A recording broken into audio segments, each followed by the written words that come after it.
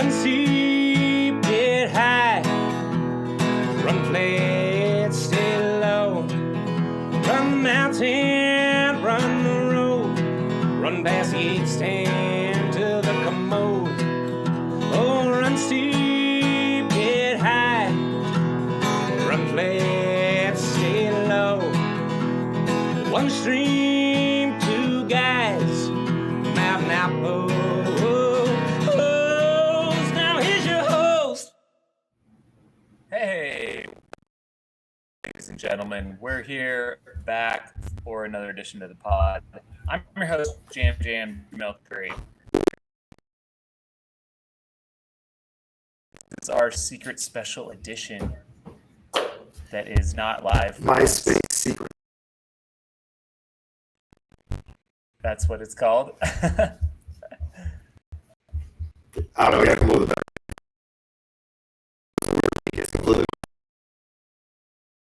Your taxpayer dollars at work took me away from our normal recording time, but for good reasons in terms of getting vaccines out the door to people who need them. So thank you, Jamil, for adjusting, and glad we can still hang out this week, spend some quality time together, chatting about running and life, and give the people what they want. Absolutely. Yeah. I am recovering from my second vaccine myself. Yesterday was a rough day. I was telling you a little bit before we got started. Yeah, we've seen from sort of the self-reported data that Moderna tends to have a slightly higher, again, minor side effects, but you see a little bit more fatigue, a little bit more body aches, fevers with folks who are taking Moderna, usually relatively short-lived. All the vaccines obviously don't have any major adverse side effects for the vast majority of folks. So when you told me you were going the Moderna route, I was like, yeah, it might be a long day for you. So I'm happy that you bounced back quickly. You've been busy this week too, so kudos to you for maintaining the schedule, doing some other pods. I'm not jealous, whatever. Hey, just cheat on me. It's cool. Was just on. At the end of the show, I think we pretty much got you on. You're going to go on it. So the Mile 99 podcast, we're definitely going to get you on. It's pretty cool. One of the hosts, Mike, is running Cocodona, and then the other 2 hosts are coming down to recruit him. So it's pretty exciting. His first and only Aravaipa race he's participated in was the 2020 Javelina 100. And so it was like, yeah, that's not exactly... And he did the Thursday 6 p.m. start. So it's like, yeah, it's not exactly Javelina. Yes. He said he ran, yeah. I mean, don't get me wrong. We still had a good time. Like, those runs had a lot of energy, but yeah, that's not the traditional. He said he ran like tons of miles just by himself. Every time he went to an aid station, there was maximum one other runner in there. So yeah, not your average Javelina experience, but yeah, he's coming out for Cocodona, so it's pretty sweet. Yeah. Good. Well, if I end up passing him or the crew, we'll have to say what's up and for sure dap him up a little bit. So yeah, man, Cocodona's coming up quick, man. It's too quick. I mean, how are you feeling? You have from the day they were recording 22 days, something like that, until you took the line. How are you rebounding? A little bit more than that. It might be like 24, right? 3 weeks from Monday. So this is Thursday. We got I'm not feeling great for multiple reasons. Number one, there's still a lot of logistics to be coordinated. Number two, I'm out of shape. Number three, still something weird going on with my Achilles. So yeah, it's not good, but we're going to do it.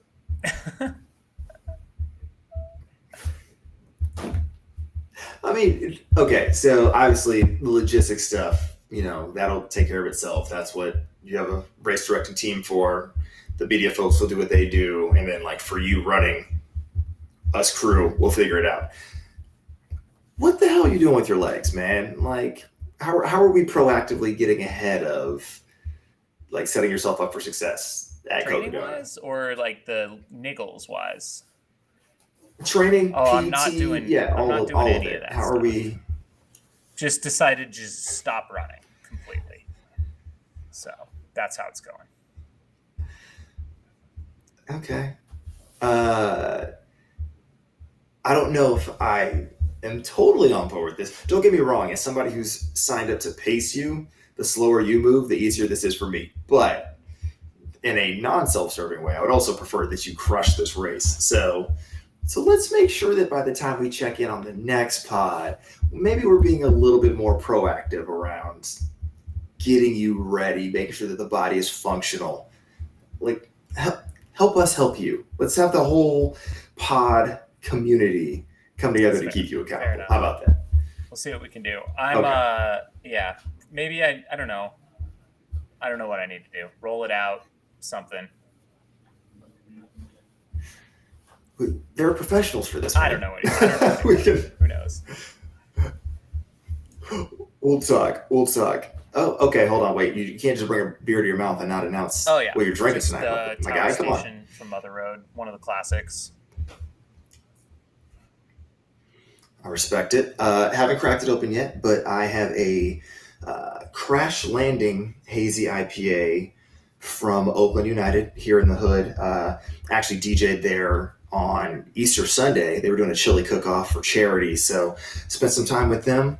Got some beer out the deal as a part of my payment plan because they know their demographic. So this is the first of these I'm having, but let's get weird, sir. Cheers. Yay. This is great audio content. There you go. There you go. Just put that on loop for your ASMR going to bed routine. Oh, yeah. Got you guys covered. Where should we start tonight? Should we wrap up birthday month of action? Because you were just you had to get off to finish that. I think last week that was part of it. You had to do a ton of cycling. Yeah, dude, it was insane. So let's back up a little. Well, let me, for the folks who are just catching up on the run flat side of the Mountain Outpost situation, I had set out this goal. Birthday month of action. It was my 33rd birthday. So 330 kilometers of running, 330 kilometers of biking, 33,000 feet of gain while running. Okay, that was the whole goal.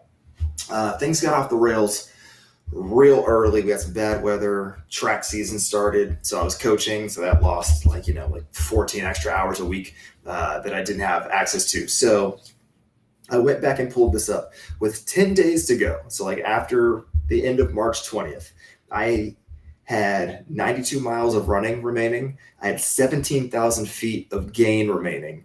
And I had basically 125 miles that I still had to bike. When we last recorded the pod, I had 6.6 miles of running left. I had 2,100 plus feet of climbing left and 58 miles of biking. So that was my entire March 31st, was just knocking that out. The running part of it would have been fine on its own, right? You just go run, 7 miles, 2,200 feet of gain. That would have been pretty, easy to do.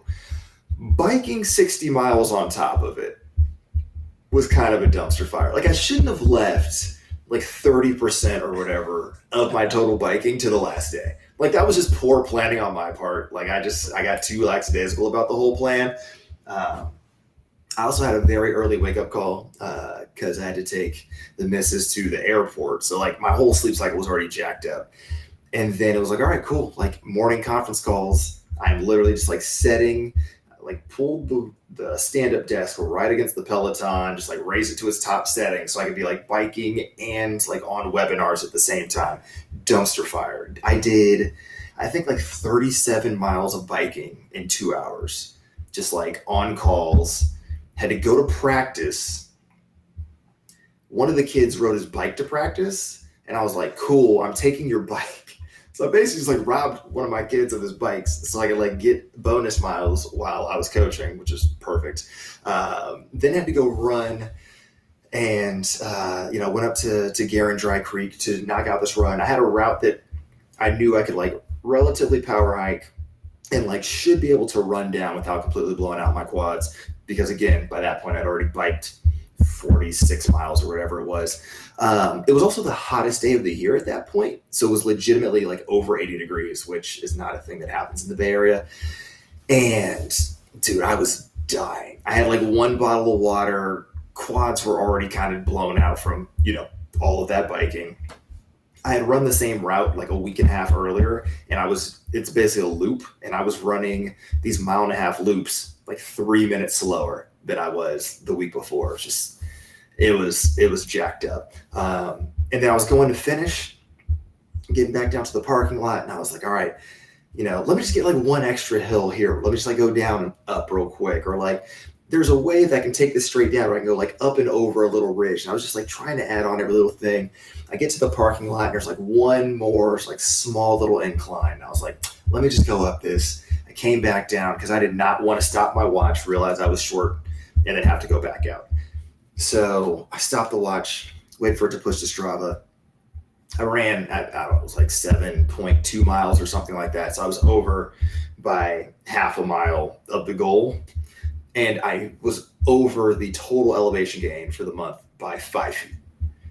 Like it's straight up 5 feet. Like with any of those hills I don't run, I have to go back out and just like run up a small incline and have a weird 0.1 mile like Strava on the whole. It was disaster. I was so stoked. Like I was just like cheering in the parking lot. People were looking at me like I was insane.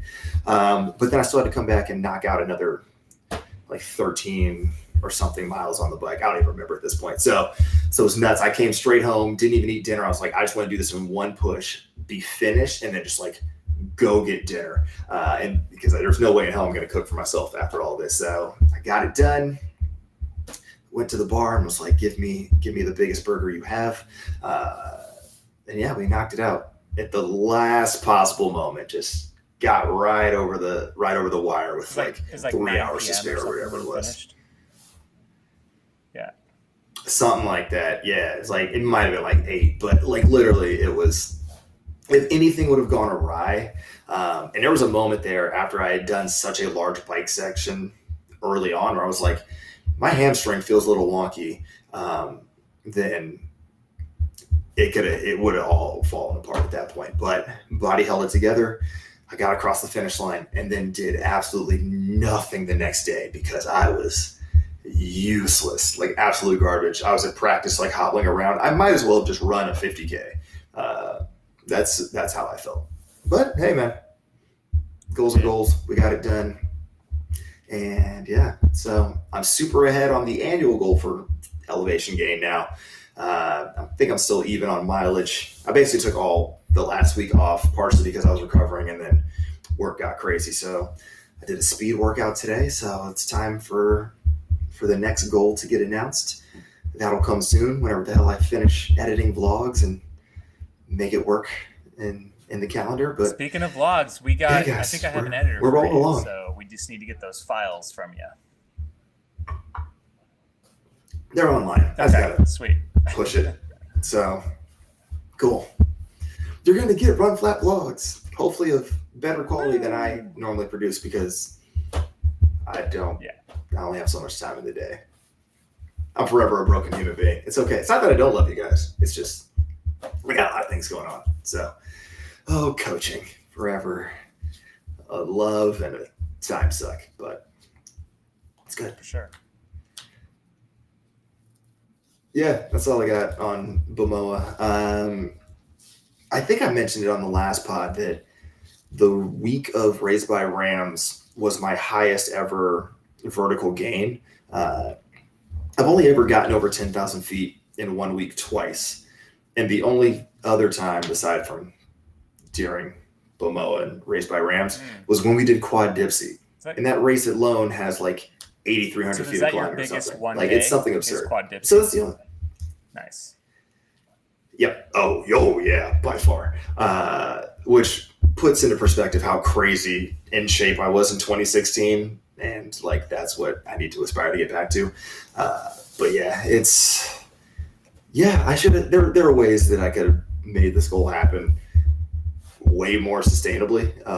Mostly the biking part of that for sure. But today I did a track workout and I felt good, felt strong. I was moving quickly, which I wasn't sure exactly how I was going to go, but I think, all that vertical is carrying over to the track. So that's more or less what I was hoping would happen with that training plan and with those goals in mind. So now I just got to execute some of these shorter things that I got on the horizon, and then spin it back as we get back into race season through the summer. So yeah, man, I'm excited. Things are in a good spot right now. Awesome.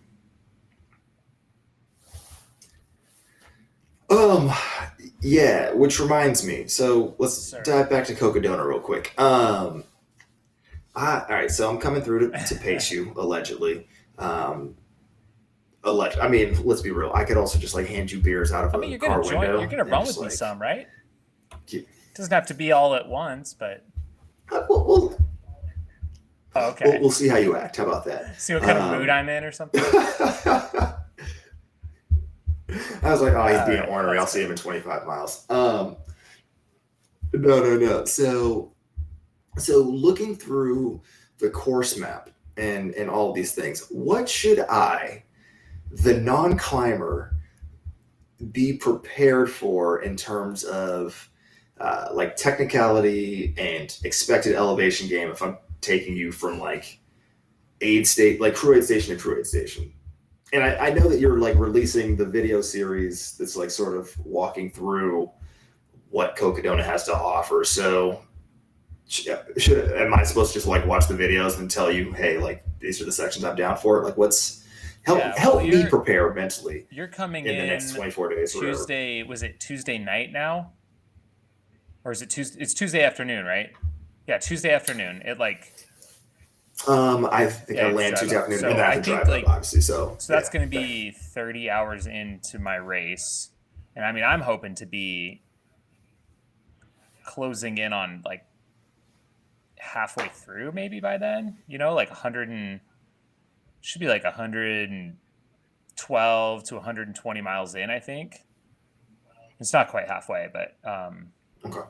Somewhere around Mingus is what I was thinking. Mingus is 112. Jerome is 125. That's right around halfway. So I was thinking somewhere in there. If you were able to get there to Mingus camp, it's it's a nice downhill.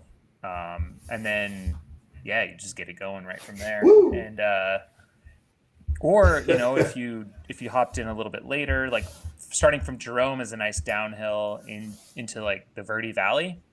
And then there's not a lot of steepness happening for a while. So all around Sedona, it's little smaller climbs, rollers, not any big climbs. I don't think if I'm really struggling and I'm only at Fain Ranch, mile 104, then there'd be a decent climb up to Mingus before that. So, and then it depends. If you end up going from Sedona up to Flagstaff, there's a decent climb to get up there, but then it's relatively flat and on dirt roads for a good part of the Coconino National Forest area. Okay. So yeah, if I pace you to Flagstaff, that cuts out of my Flagstaff brewery time. But I guess for you, I might. Or you can make that happen. or you can so I should prepare spend time at the breweries and then wait for me to get to Flag and then do the Flag loop or something. I don't know. There's options. I am working on recruiting another pacer. Okay. So you'll have someone to tag off with, and I do have a crew now, so that's exciting. Yeah. Cool. All right. This will be fun. We haven't talked about how we're going to document our journey.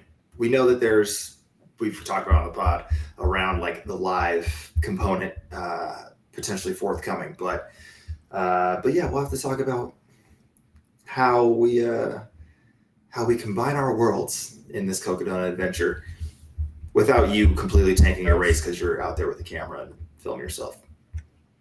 Yeah, I'll definitely be loaded up with my Go. I think I can bring both of them. Yeah, we'll journey together and have very different feelings. It'll be just like the OG Lake Sonoma video, where it's like you're out there filming and having a good time, and like I'm out there like this hilly as shit, and everything hurts, and that's okay. I'm okay with that. Yeah, it should be good. We'll have a good time. All right. So I got to run some downhills though. That's good to know. If you start at Mingus or Jerome, there'll be some good downhill miles, and then there'll be some rocky technical stuff. Most definitely. Okay. Cool. I'll prepare. I'll pop up to the shop, make sure I have everything I need before I travel out, and hopefully I don't hold you back. I don't need a repeat of Hard Rock by the time we hit that stage in the race. But yeah, I did do that first 22 miles of the first 50K, and that is brutal. It's such an intense start. It's crazy. So, not to give away strategy or anything, but having done, like Tahoe 200, you've obviously done some pretty ridiculous races that weren't 200 miles long.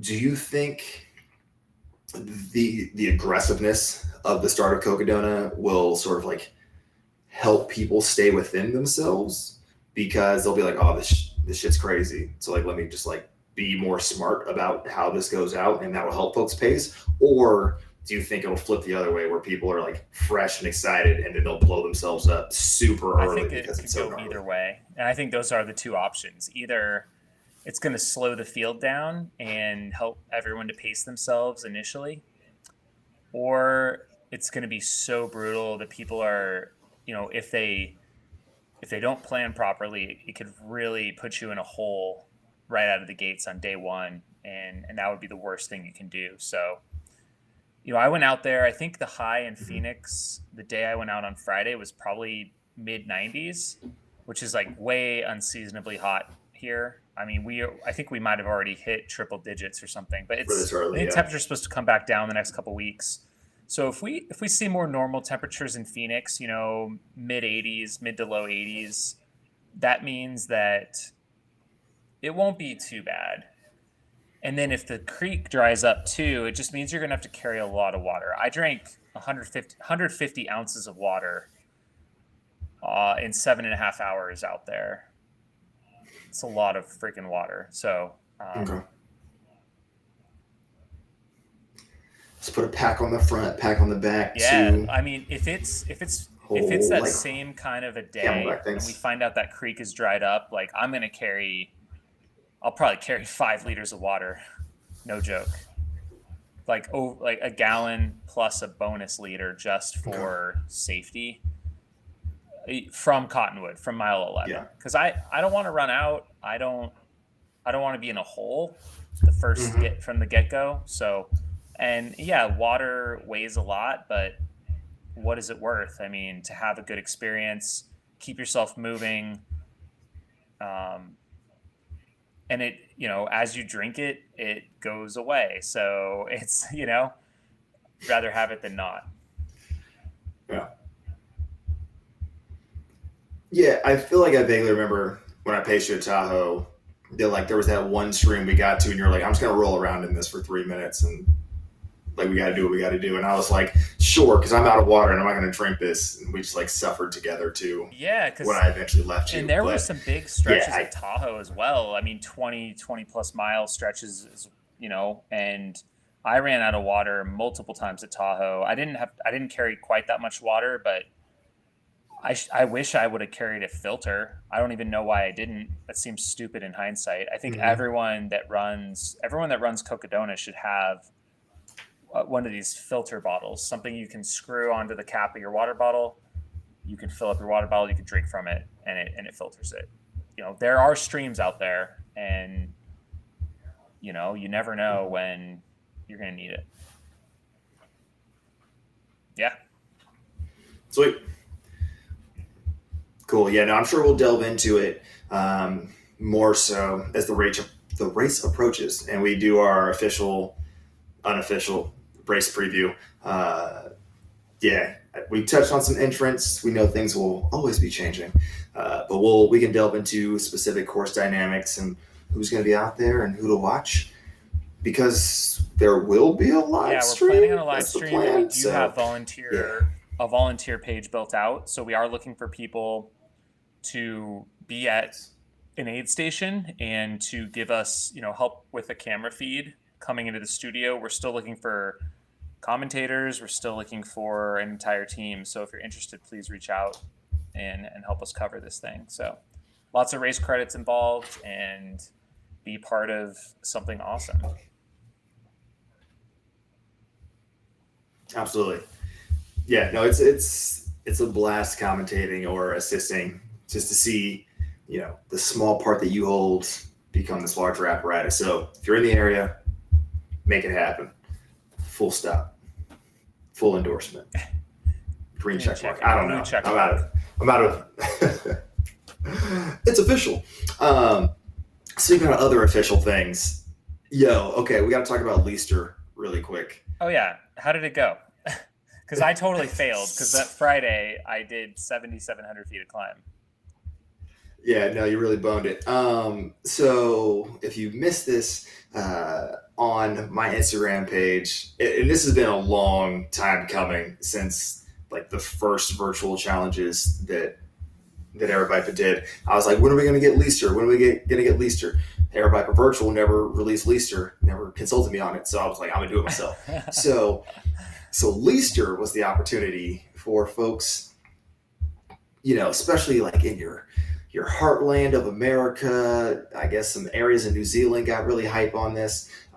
It was just run as much as you can with as little elevation gain as possible. Just the least amount of elevation gain from Friday, it was April 2nd, to Sunday, April 4th. We got some good submissions. Folks definitely took it to heart, got a little bit excited. A couple folks I definitely have to shout out as clear winners, or just like hype beasts, and I support that because they support me. We had on the women's side, Miss Chai Latte, Charlotte. I'm just gonna go with it. Like literally, like as I announced it, she's like, I just did 12 miles of nothing, of no gain. I was like, cool, like you're my type of person, so get excited. We had Austin Eldon, or is it Elder? I want to make sure I get this right. Sent me. I gotta dig into my gram. Austin Elder. Okay, got it right. So he dropped a 50K, which is also like a 3:48 50K of just like nothingness. And I was like, all right, I respect this both. It's just like it's the 50K element, just like that's a just damn respectable time, but also to do that with around the greater Atlanta area, which we all know is hilly as hell from the Olympic trials, to do that with pretty low elevation gain, fully appreciated. But one of the craziest things I've seen in quite some time, Taggart Van Etten, this kid, he sent me 2 screenshots from 2 separate days, one of which was there's 3 separate days. He sent me a marathon distance run, of which he had 282 feet of gain. It's like, okay, cool. Like that's a dream Boston qualifier type effort, almost no elevation gain. He sends me a 40-mile run with just under 700 feet of total gain. It's like, okay, so you've now run 66 miles, less than 1,000 feet of gain. I'm on board for this. Then this dude sends me a screenshot of a 50-mile run with 163 feet. This dude, he ran 116 plus miles, less than 1,000 total feet in the course of 3 days.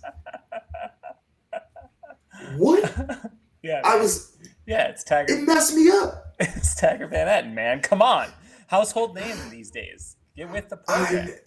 I know, right? Yes, Tunnel City, wrong, incorrect. That's a coffee shop in Williamstown. Tunnel Hill, champion. Like I was like, bruh. Like I literally stopped what I was doing, and just like was just scrolling back and forth. Like I didn't know what the hell to say to the man, and I was just like, what? Why? What the hell are you doing with your life? And so we were chatting it up. Turns out, if you go to his Instagram page, just like Tiger_Van Etten with 2 T's, you'll see that he has a attempt at the 100-mile treadmill world record coming up on May 1st. And so naturally getting ready for that, which is going to be insane. I'll put it that way. I can't go into too many details about what it's going to entail. Jamil's not going to really be around to appreciate it because he should be like on the Cocodona like rest grind. I guess you could. I'll be kicking back. I mean, I wish that we could.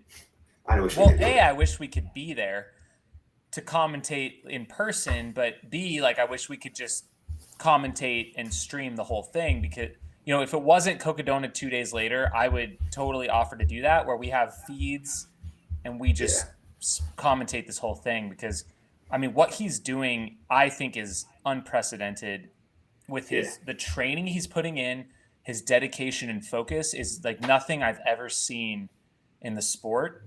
His last 3 weeks, 229 miles, 29 hours of training was last week. Week before that, 219 miles. Week before that, 212. He's already up to 117 this week. The dude did a 75-mile training run on a treadmill. He's knocking out 50 milers every weekend in sub 6, and then he'll follow it up with a 40 the next day. Which in ridiculously fast as well. Every morning he gets up, he's running around 4 a.m. before he goes to work.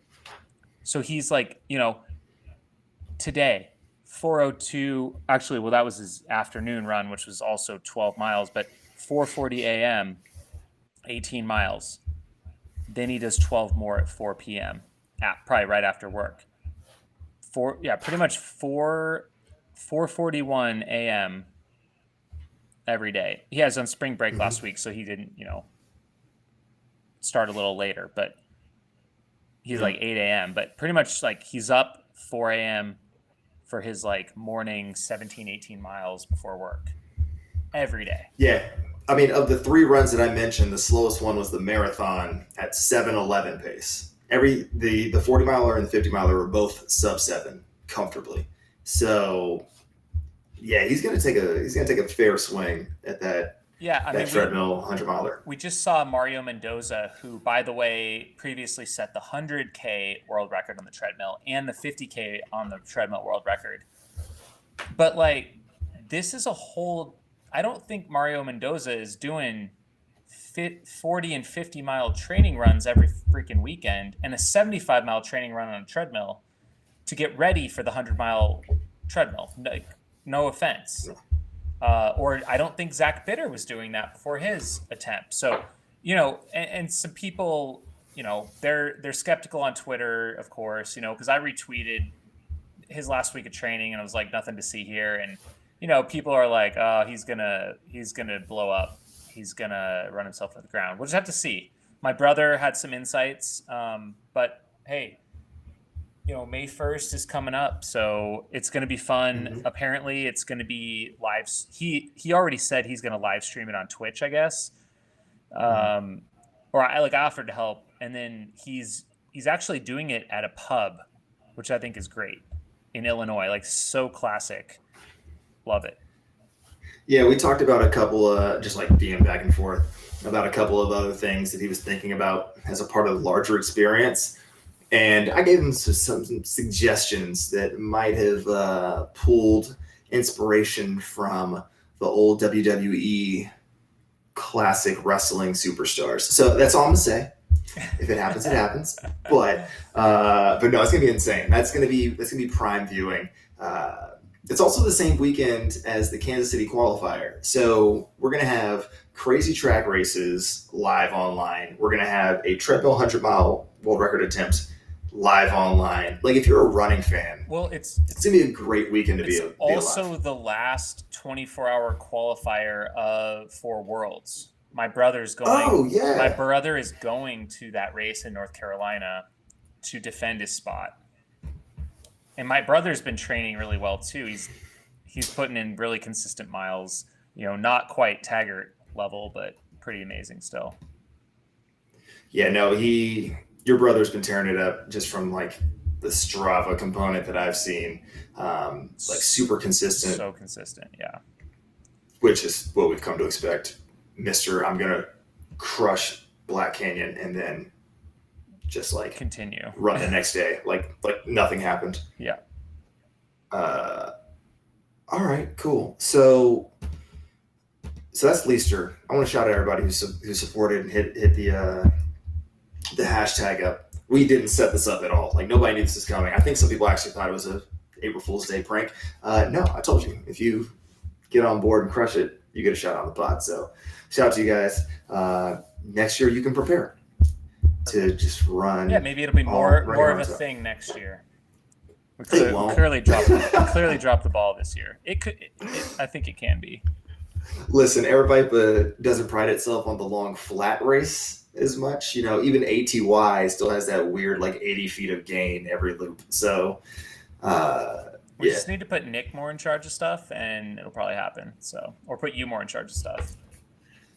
Oh, I will find you the longest, flattest bike path. I think you just got to start talking to Matt Feldhake, our virtual RD, and get him on board with it.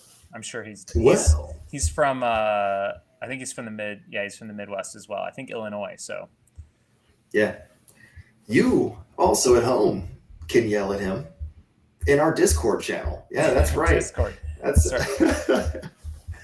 oh no, yeah, it'll be in a description link and the show notes if you're listening to this on the podcast of choice. But it's a place. It's basically like a message board or Slack or whatever you want to call it, chat room.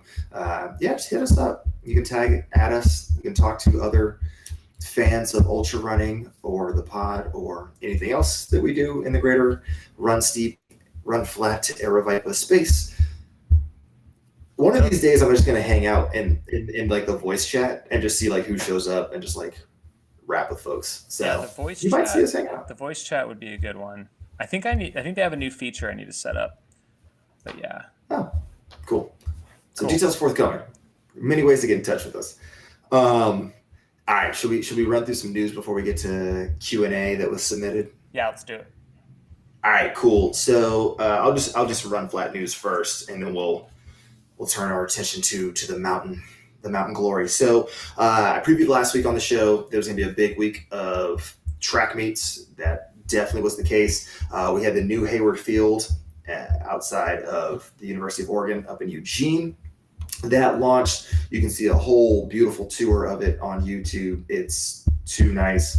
Every major U.S. championship will probably have to be held there for at least the next 10 years. So had a pretty much invite-only college meet. The Hayward invite went down, the Hayward premiere. A couple of notable performances. Returning from his indoor glory, Cole Hawker runs an NCAA lead in the 800, runs 146.60.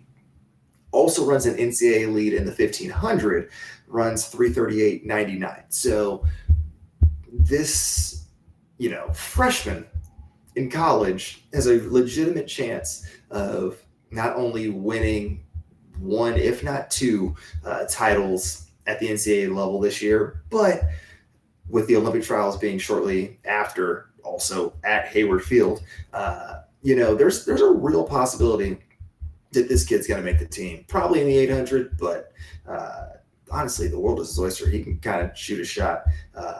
Honestly, probably the 1500. 800 is pretty deep. 1500 is probably his best bet. But so look out for Cole Hawker. He's pretty much already set himself up to make it to Nats at this point. We also had Eduardo Herrera from Colorado on the men's side. He led three people to 13:24 point times, leading Connor Mantz and Casey Klinger, both of BYU. Connor Mantz was the cross-country champion just a month ago. So they all run 13:24. They're pretty much all secure to make it to regionals. So they're in a good spot. And Wesley Kiptoo, who kind of blew up at cross-country champs after winning the 5K indoor 2 days or 3 days before that, he and his teammate Edwin Kurgat go 1-2 in the 10K, run 27:58. So, blazing fast times across the men's field. The women also did not disappoint. The women, however, we did see a level of competition that came from the other meets on the West Coast that was not necessarily the case on the men's side. So we had the Stanford Invite, where women were running identical or near identical times. We saw the Sound Running College Invitational, where we saw women running basically identical times. So instead of trying to run through 4 meets worth of information on the women's side, next week what I'm going to do is I'm basically going to give you the NCAA bubble, right? 32 people make it from the East, 32 make it from the West to regionals. I'm going to give you next week where the bubble is for each of the major distance events, and then we'll track that as we get closer and closer to regionals, so you can see how competitive things get and like what you would need to run to be able to be top 64 and with a chance to go to nationals. So the women also threw down. BYU showed up. It's all over the place. A lot of people ran off events that they probably will not run at nationals on the women's side. So we have to suss it out, and I'll let you know. However, at the Sound Running Invite, one 10K did stand out because it was also an NCAA lead from somebody that folks were not expecting.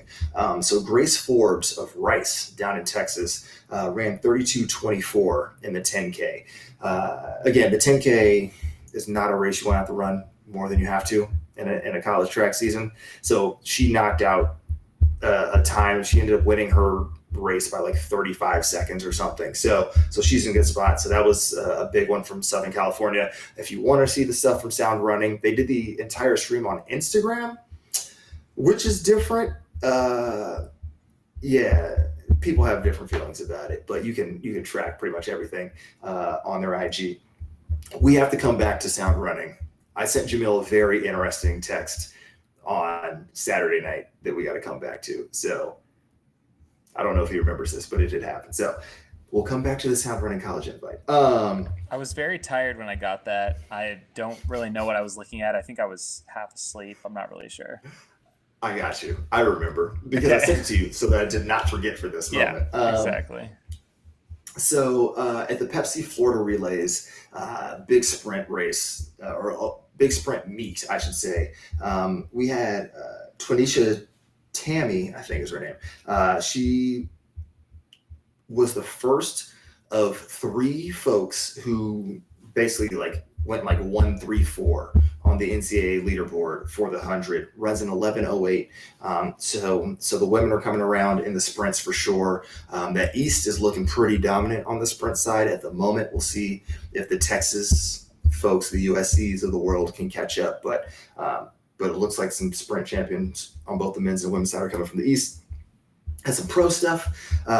We had the USATF. They're doing a whole circuit this year to try to goose things up. Kenny Selman won the 400 hurdles in 48:87, which is a pretty good opening time for him. Ashley Spencer, also in those hurdles, ran 56:36 for the women. So, things are really coming about. People were confused about Sydney McLaughlin. Where's she been, as a perennial 400 favorite? Turns out she was at Grand Canyon University down in Phoenix. Nobody knew. Wasn't announced ahead of time. Didn't really show up. There was no Instagram from her, no Instagram from the meet. The only reason we know it happened and that folks were turned on to is because one of the on-track photographers was like, "This is a great photo," and posted it. People are like, "What the hell is Sydney doing in Phoenix in this FloJo-esque outfit, crushing this hurdle race that nobody else was at?" It was absolutely insane. So Grand Canyon, stand up. Didn't do great in March Madness, but here we are. Also at Grand Canyon, actually, Sage Huerta ran 2 flat point 62 in the women's 800. So, you know, we're talking, you basically have to break 2 in the 800 this season if you want a real chance at winning in the women's side for the college 800, that's real. It's spicy. So that's also then going to translate over to those Olympic trials, because that's a pretty tight field where there's like 11 different women who have a chance of cracking that top 3 and making their way to Tokyo. So that's all fun. And then across the pond, let's talk about the Beth Potter 5K. Triathlete Beth Potter, who used to run, but now focuses on triathlon because like one of the Brownlees or the Inkle Britsons or one of them slid into her DMs. She runs a 14:41 5K on the roads, which would be a world record, except there was no drug tester there. So it will not be ratified, most likely. People are like, but she's a triathlete. Why didn't she become a runner? Because she makes more money in triathlon. Why won't it be ratified? Because there's not a drug tester there, even though she's probably in a biological passport system for the general Olympic triathlon world. So that's where it's at. She hyped up the shoes. She's like, yeah, they're helpful. They work. They're legal. So use them. So that's her take on the super shoe debate. And then the last thing I want to talk about is, in case you're unaware, the Olympic trials are currently scheduled in the United States for early June, a week after NCAA championships. I think it's like, off the top of my head, so I want to say it's like June 16th, 17th, 18th, like somewhere in that bucket. It'll last, over the course of a week or so up in Eugene. Somebody who did not know this is Magic Johnson, basketball superstar and owner of a lot of 24-hour fitnesses. And he put out a tweet and was like, big fan, all caps on the big fan of track and field, watched every year. Are they doing the qualifying race for the Olympics this year? One, you can Google that information, Magic. Like, you have technology. 2, you have assistants. Just ask them. 3, don't use Twitter as Google. Like, you can use it for polls and like get census, but like if it's basic facts, you shouldn't go to Twitter. So Magic, in case you have not had everybody and their mom blow you up on Twitter yet, usatf.org.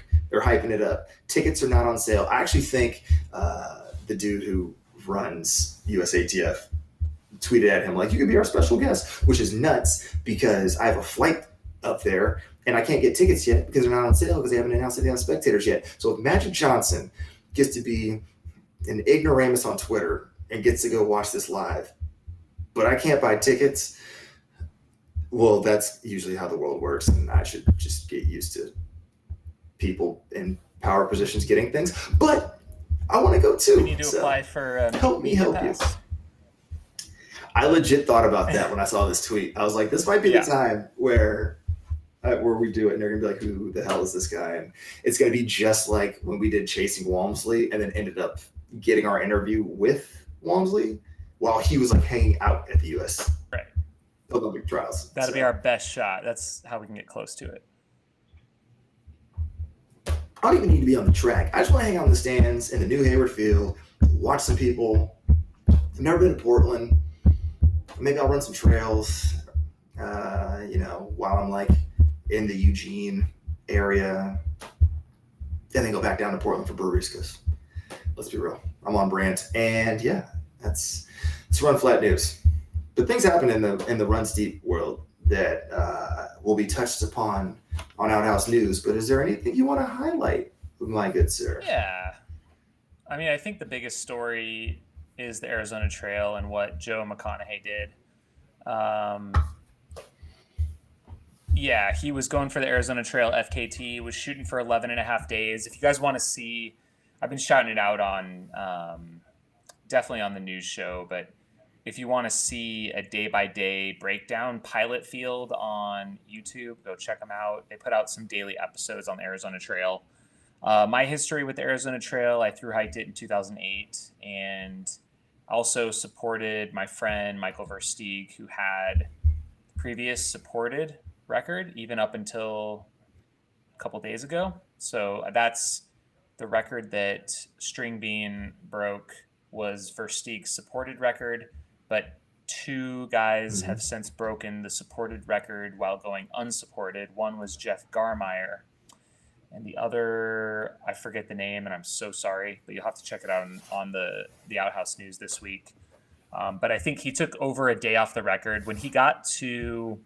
Well, first off, he was killing it the first half, like doing 60 plus average, even to the 70-mile day, which is totally doable on the AZT, especially supported. I tried to do an unsupported run or hike of just the first 300.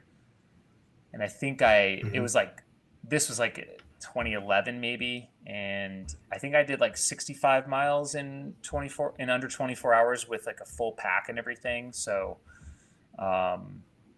it's still like crazy impressive, getting a couple hours of sleep each night. And once he got above the Mogollon Rim, kind of near the Mogollon Monster Course, it was pretty socked in with snow up there. That really slowed him down.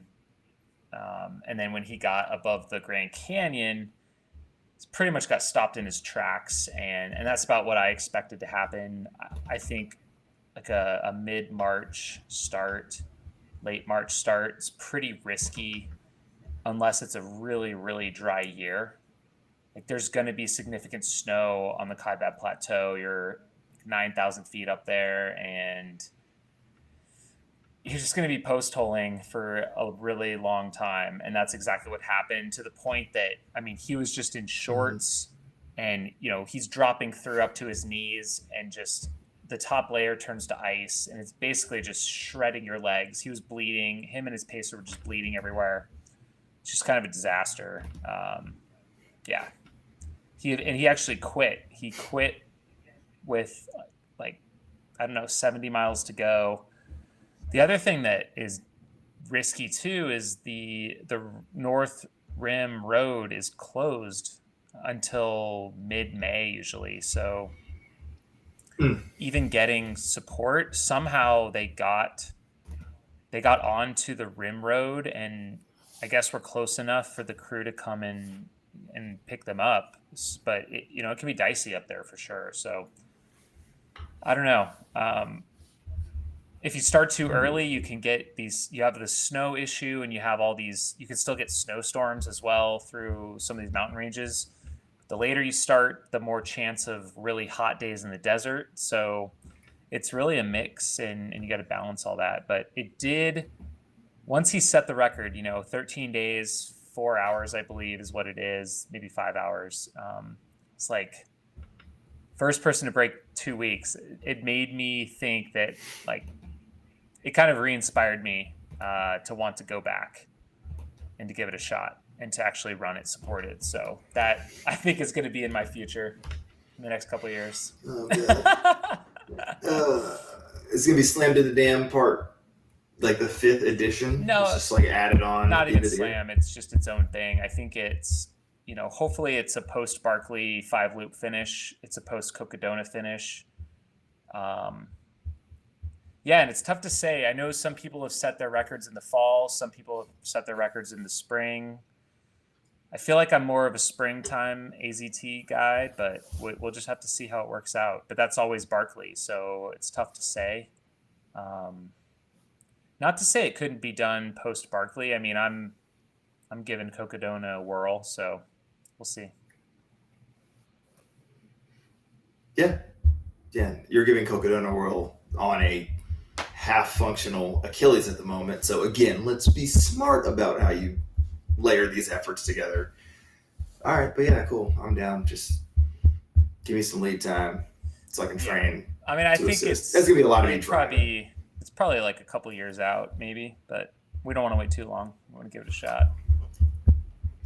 Again, give me the proper lead time. I might need a couple years if you're like, hey, I need you to pace me for 60 miles. Let me work up to it. Yeah. All right.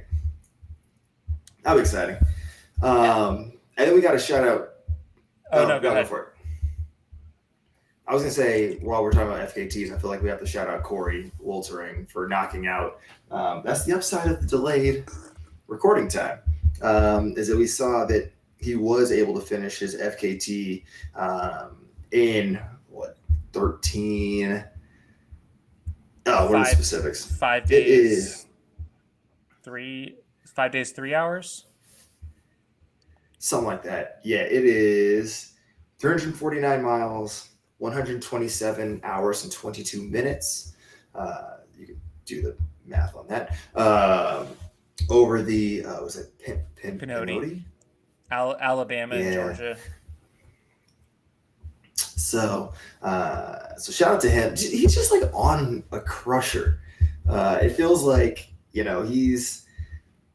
haven't seen him at the top of race results a ton in the past year, but he just keeps popping up and doing like insane efforts. Like he did the Ice Age, he done this. He was at Black Canyon, just like training through it. He did Coldwater. He did Coldwater 100, and then he's the first person to ever do Black Canyon 100-mile, like back to back. And now that's a thing. People can sign up for that now for next year. It's like do the double down type thing. Well, did you know that he's now on the entrance list for Cocodona? Whoa. Back. No. Yeah. What? Yeah. Well, man. So he was originally going to go for the AZT. That was his original plan. He was going to go for the AZT, and then he's tweeting out like, "Oh, any good 200s coming up?" And I was like, "Well, yeah." And then I got him in, and but then he's like starting Pinhoti, and I was like, "Okay, we'll see how this pans out." So I don't really know what's going to happen. I'm not at this point. I'm not necessarily counting on him showing up, but I also wouldn't put it past him, and I'd be stoked. I'd be stoked if he showed up and ran it. Yeah, you're the last person who can talk about other people having weird training plans going into a 200-mile race. So, yeah, I hope he shows up. That'll be good. And what you're not getting in the South right now, you're going to have in Arizona. That heat, it could be speedo time. We might finally see it in full glory coming back. I want to see just like the North Face full branded speedo. See if they finally stepped up and put their money where his butt is. Yeah, I'd like to see the speedo just rocking through these Arizona towns. It'd be great. Him running through Whiskey Row in a speedo would be. I need to be there. I don't know what happens. I would be like, listen, I'm just going to sit right there at the park. You need to change your flight because it's going to be Monday night. Oh man, I might have to change my flight. We'll make sure the live stream's going. It'll be so rich. But shout out to Coury for knocking that out. Anything else going on in the Run Steep world, or? You just have to tune into the news show this week. I think the AZT was the biggest thing I definitely shouted out. There's a couple of Bay Area stories like the Mount Tam to Diablo back to Tam. So we definitely got that in there. Good. Yeah, I forgot this. I forgot some stories. It just had a kind of an off week with the news, I guess. But I am working on, speaking of like Strava, we were talking about Strava earlier, but these local legend. Are you into these local legend things? I'm into them in the sense that I'm only a local legend in cities that I don't live in. Okay. Yeah. So yeah, like I got a local legend for this unknown trail to unknown trail junction to unknown trail junction, and then I lost it, and then I lost it again. Like I lost it twice because I think I got beat by a woman beat me, and so I got knocked off the overall, and I was just like the men's leader, and then I got knocked off the men's lead. And this is a half-mile segment that's right out my doorstep, basically. And so I'm now on a quest to get it back. And, I wasn't running this trail much since that happened, and so it's gotten away from me a little bit. I think the leader now has seven times running it, and so I'm working on it. That's not a lot, man. Like I have the weird Juniper Street. Taking me a while. No, I have some weird segment in San Diego when I did that Everesting. Well, I don't have it anymore because it's been more than 9 days. But when I was in San Diego and I did that Everesting quest where I just did that banana over and over, and like it was part of the one vlog I did on the back half of 2020, and I ran it like 18, like some ungodly amount, and then I was a local legend, forgetting that there was a segment there. So like you can just do some repeats real quick, if it's half a mile. I mean, it's literally 2 hours of work for you tops. It sounds easy on paper. So I did 1 mile on Saturday and 1 mile on Sunday after my big run on Friday. I just haven't put any miles in this week yet. It's been a down week. Zero so far. Yeah, I'm gonna need you to do better. Okay. Okay. Here's what's gonna happen. We're gonna bet which of us is gonna run more miles between pods. Okay. And if I beat you, we got to figure out stakes. What are we gonna do for stakes? If you beat me, what do you want from me, or what do you want me to do? And this is gonna, remember, we're gonna have like what you said, 4 weeks, 3 weeks till Cocodona. We won't worry about the last like 5 days living him in Cocodona, because that's rude to screw up your taper just to beat me. So 3 weeks. So each week is a new bet? Each week, I mean, we can do like a, who wins 2 of the 3. And then something happens at Cocodona? I will make sure that your payout does not need to be done on course and ruin your race, because I'm rude, but I'm not that rude. So that's your challenge, and I'll let you go ahead and name the stakes of what you want me to do, and I will think through what will not demolish your race, but that I will make you do, probably at the finish line. Because all right, you have to run 100K. Oh, shoot. Out the jump. Okay, you didn't even think about that. Like, that was just, okay. I could have said 100 miles, but I didn't. Correct. Thank you for that. Cool. Let's keep that open-ended. Cool. Let's keep that open-ended, because that whole Boston and New York thing are still in play. Okay. So let's figure out when that'll fit in the schedule this year. But my people call your people.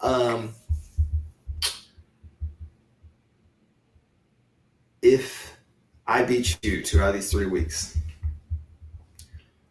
you, as you're coming across the finish line at Cocodona, I'm going to blast the cha-cha slide, and you're going to have to finish the last stretch in to the cha-cha slide. So if it's one hop this time, that's how you have to finish it. You don't get to run. No, slide. You were going to literally cha-cha slide across the line. 2 hops this time, but you can move forward on the hops. But you don't get to run in. You get to cha-cha slide across. So that's what's happening if I win, which is great, because I've seen you dance. So this is going to be entertaining for everyone, and everyone needs to be on the live stream if you lose this. So that's really, I'm going to shame you into beating me on mileage. So here we go. That's what's happening. So it's 3 different sets in between podcasts. Best 2 out of 3.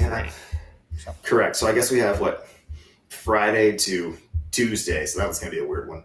And then Wednesday to Tuesday. Okay. Fair enough. Assuming we keep these on schedule, which I'll let you know if it changes again on the fly. We should be good. Q&A? Cool. All right. Looking excited for it. Yes, we do have some Q&A. Let me pull up the questions here. All right. So if you're unfamiliar, usually what happens is at some point on Monday, because we normally record on Tuesdays, is I'll throw up an Instagram story that's just like, hey, send us your novel topics or questions. And so if you want to submit one, you can submit them on my Instagram at Schuyler Hall. You can submit them in our Discord, or you can just be like, hey, something's on my mind, and shoot them to us on Twitter or Instagram. Although those get a little wild, and we might not necessarily see them in a timely fashion. So those are your ways to make sure you get into us. Also, if you watch this video on YouTube, you can drop them in the comments or in the live chat if we have one, which we don't this week, but normally we do. So there you go. So those are all your ways to get us questions. Here are ones that got submitted to us this week before things got crazy. So first off, Liam Runs asked, what is the most underrated race, trail or road or ultra, that people are missing out on? Most underrated race Mm-hmm. of any type. Huh. Is this one of, not necessarily an Aravaipa race, could be any race. Any race. I mean, you can go homer on it. It's fine. What's that? Yeah, so you can be a homer about it, I guess. That's okay. fine. But I think for me, a race that I've had a lot of fun at several times is the rock and roll strip at night in Vegas. Because it's a relatively, I mean, it's almost completely flat course. Like the strip is like, I guess, a false flat as you're going north, but for the most part it's flat.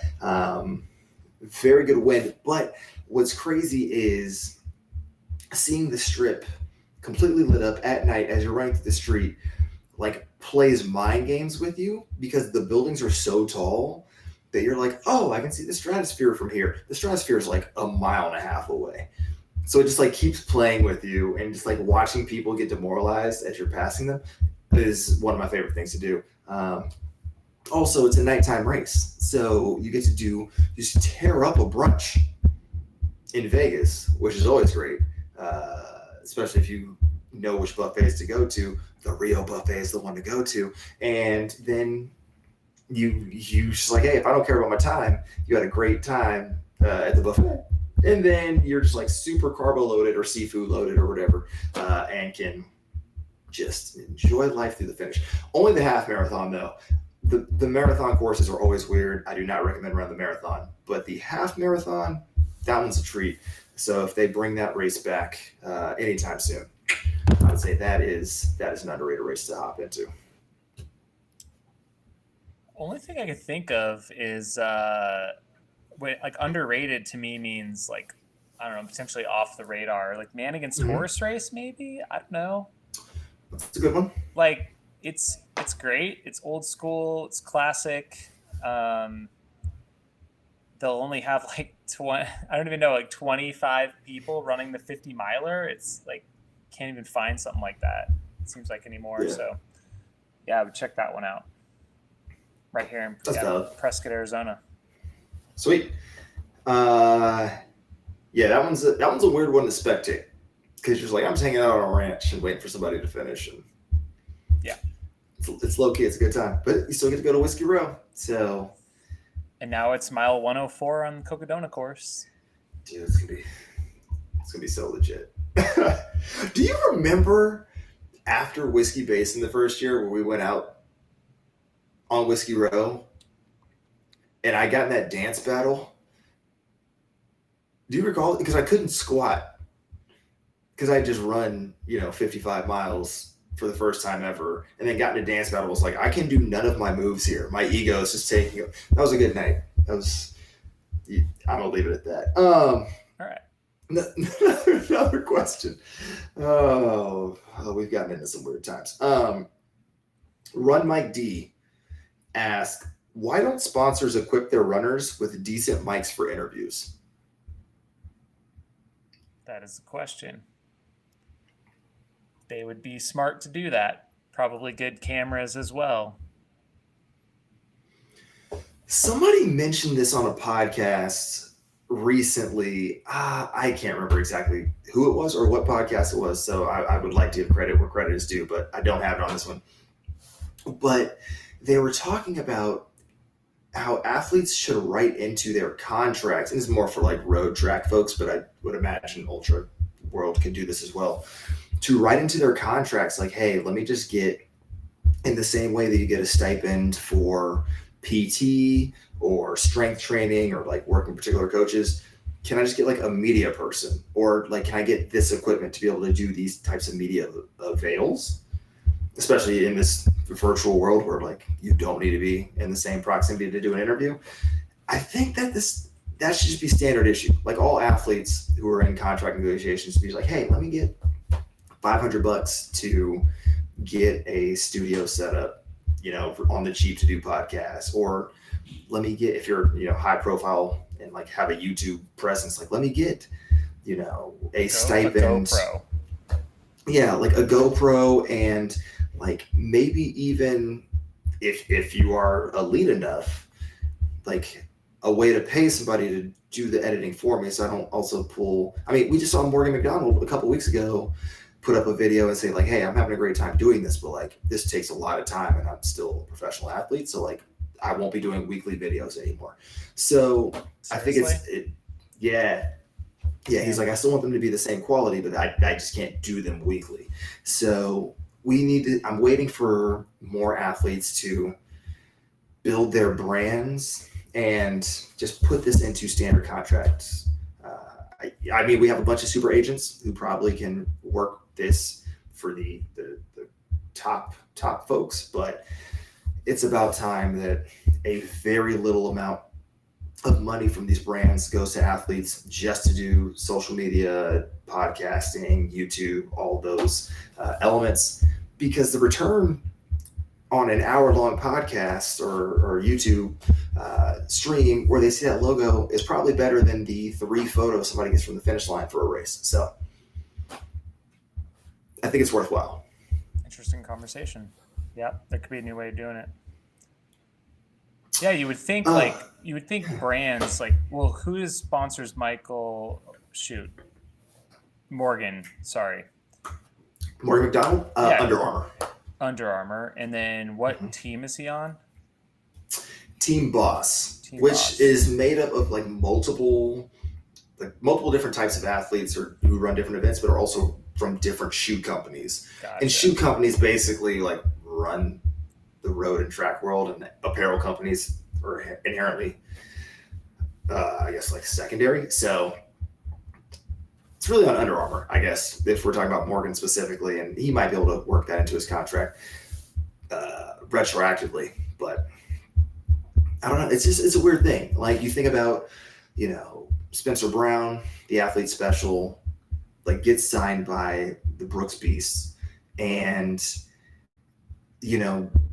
did they put in a stipend to pay like Will, I think is his friend's name, who like ends up videoing a bunch of stuff, because it's getting all of the Brooks Beasts, like they're doing Q&As with the entire team, they're talking to everyone involved. Does he get paid for that? Or did they hire Spencer just because, or bring him in just because he's a good athlete, but because he already had the YouTube following, and are like, well, this is just like free promo for us. Like all these sorts of things are always happening in the background, and it's time for the athletes, if they're not already, to sort of take ownership and be like, hey, like these are just basic things I need to be able to put your brand front and center. Because like, yes, it's my name, but also, I'm wearing this hat, I'm wearing this shirt, people are going to start following me and they're going to see me post about your shoes, things like that. My 2 cents. Yeah, good stuff. Cool. Sweet. Next question, Jamil. Hey, you and me, since we're in the mood of competition tonight, if we were going to race, what would be the distance and terrain that would be most appropriate for us to have a evenly matched race, where like either of us actually had a legitimate chance at winning? That's a good question. My thought is a marathon. I was somewhere in the like half marathon to 30K vein. It was like hilly, or we could just do a flatter marathon, because I think our marathon PRs were actually probably the closest. Yeah, where are you at? Of all of them. 252, 16, I think. Yeah. And yeah, you ran that 253 in New York, right? Yeah, New So, York. while vlogging, so you probably could have ran faster. In New York, it's super crowded and hilly. So don't we'll know. see. Yeah. Okay, cool. So me and you have to race a marathon sometime soon. What type of terrain are we talking? Talking about pancake flat? You need rollers? What's our course profile here? Could be anything, I think. Wow. Okay. Bold confidence from the gentleman from Phoenix. That's cool. Sweet. Okay. I got some canal paths. I can train flat. Can do some flat running. Yes, the dude who on the first day of Leicester runs 7,700 feet and can train flat. Okay, yeah. It was Leicester got sprung on me and I wasn't ready. That's my defense. Yeah. I'll be ready next year. I'll I'll give you a little bit more lead time. How about that? Great. Cool. And then the last question we had submitted was from me. So From you. Okay. The video that so taking people back. Boop, boop, boop, boop. Boop, boop, boop, boop. That Saturday night where I sent Jamil a video. Yeah. I was chilling at the bar with a couple of friends. We were hanging out. It's an outdoor little table situation. And I see somebody walk up to an adjacent table with a race bib attached to their backpack. And I was like, I know that logo. I know that race bib. Okay, interesting. I could see the decals on their hat. I'm like, is this person just coming from a particular invite that happened this weekend? And then I looked down, and this person has showed up to the bar in slides. That's right, yes, sandals, no socks. Just those nice runner sandals that everybody's familiar with. Just Achilles to the world, outside at the bar in slides. Jamil, it's 2021. Can people realistically go out in public, post-run, post-travel, whatever, in slides? Where are you on this topic? You're asking me? I'm asking you. Fashion guru, Oh, God. sartorialist Jamil Coury. Stop. Just tell me, was this man in the wrong? Was I overreacting? Or are slides unacceptable in a bar on a Saturday night? Were there socks involved? There were no socks. I'm talking sweater, backpack, backwards cap, like joggers with the zip sides on the calves, right? No socks, slides. Do you know who this person is? I do, and I'm not going to throw him under the bus. Okay. I mean, I don't know him personally. I literally did research because he had his bib on the backpack. His name is on his back. So I was like, I know what invite you were at. I know your last name. Let me do a quick Google search of the results. Boom. Okay, dude. All right, cool. I get it. At least you're of age. That was my first concern. I thought it was this like young college kid at the bar, and that was going to be a whole nother situation. But once I figured out, I was like, all right, you're fine. But you can't. I don't care. I understand that work leisure is a thing. Everybody's working from home. Business on top, party on the bottom. That's fine. I get it. 2020, weird year. We're still kind of like spinning out of that fashion turn. But you still, if you're going to go out to the bar, you gotta wear real shoes. You can't wear slides. If you're at a pool party, different thing. You can't be like 11 o'clock at night on a Saturday and you're rocking up in slides. It's just, you gotta try. You gotta try a little bit. That's all I'm asking. Fair enough. That's fair. Okay. It's all coming back to me now. Now I It's all understand it. coming back. It's all coming back to me. The problem is I could, it's one of the like, you can view it once and then it's gone type videos. But that's maybe how it's supposed to be. I might have saved it so I can send it to you again. Yeah. But it messed me up. Like it literally threw me off. Like I was just literally chilling there.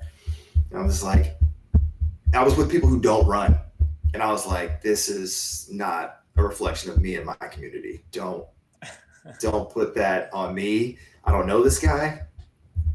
He does not represent me. He does not represent what I do.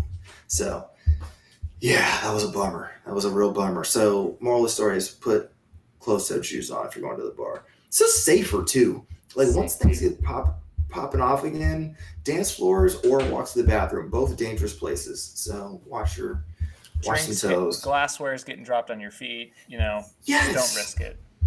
Protect your assets. That's all I'm saying. Amen. All right. That's all right. I had feelings about that. We needed to talk about it. So Sweet. That's all we had in the way of Q&A. Sweet. And that might be all that we have in the way of this pod. Secret Ghost Protocol pod. Yeah. So I appreciate you taking the extra time this week, sir. I appreciate everyone at home listening or watching. If you're watching this on YouTube, subscribe. There's a button down there. And then also like this video. And then share it with a friend. Repost it. You can share it on all your social medias. And if you're listening to this on the podcatcher of your choice, also like, subscribe, share it with folks. Let them know. And we're going to be back, hopefully, on a regular cadence on Tuesday. And we're going to find out which one of us is in the hole when it comes to this Cocodona challenge. So, Nice. No pressure. Sounds good. We'll dial in the stakes as well. So I feel like there should be. We'll work on it. We'll work on it. It's a working document. I think we've set the floor of what's expected. Yeah.